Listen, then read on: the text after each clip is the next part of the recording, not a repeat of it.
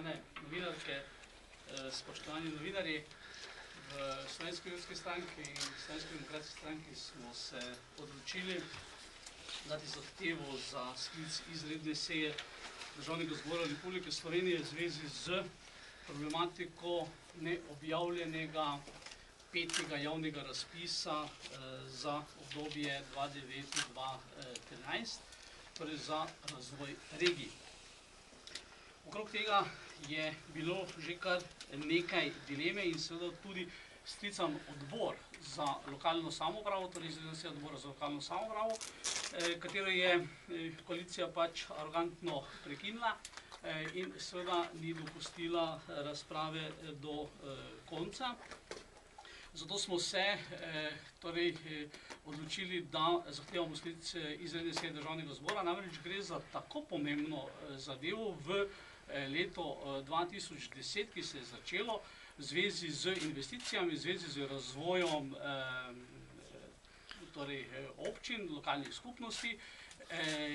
Gre za 300 milijonov evrov investicijskega denarja, ki danes stoji tako rekoč v Bruslu, oziroma ga Slovenija žal ne more črpati, in to zaradi, ne boste verjeli, ali pa skoraj nemogoče kaj takšnega pričakovati, torej zaradi notranjih sporov znotraj vladnih resorjev, znotraj ministrstev, ker je državna sekretarka gospa Andreja Jeraj tako rekoč zablokirala dotok evropskih sredstev zaradi nekih svojih osebnih ali pa seveda po navodilo ministra Gasparija, za katerega se je pač izkazalo pravzaprav, da je tudi bivša ministrica za lokalno samoupravo odstopila, ker enostavno takšnih pritiskov več ni vzdržala.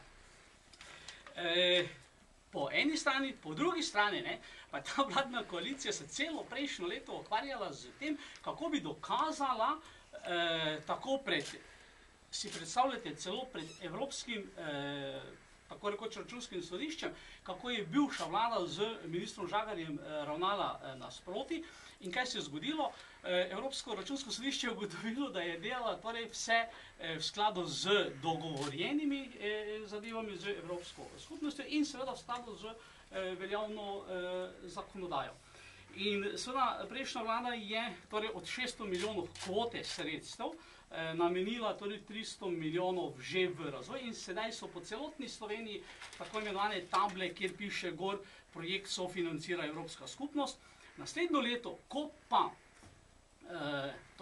vemo, oziroma v tem letu 2010, ko pa vemo, da so vendarle gospodarski problemi, pa imamo na eni strani evropski denar, imamo projekte lokalnih skupnosti in seveda razpisa za to pa ni bilo, da bi jih lahko izvajali. Gre se seveda po mojem globokem prepričanju in prepričanju Slovenske ljudske stranke za nebo vpijočo nedopustno ravnanje državne sekretarke, seveda skupaj z ministrom Gasparijem. Sicer pa se v vseh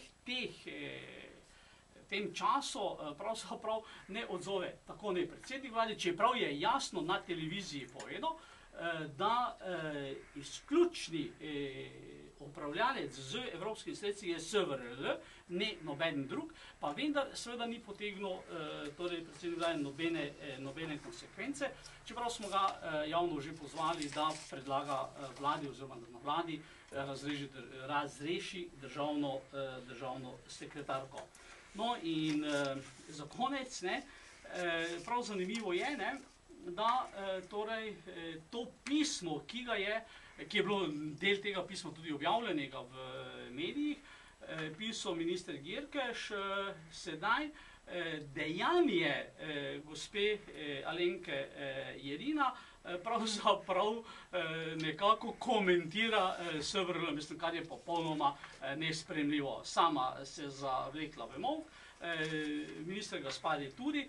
Skratka, resnično je za razmisliti v tem primeru, kaj naj bodo vendarle naslednji ukrepi, da se ta zmazek, ki se dogaja med obema resorjama, prekine in da v prvi vrsti pride do tega razpisa, da pride do teh sredstev in da bo lahko torej, gospodarstvo začelo delati naprej.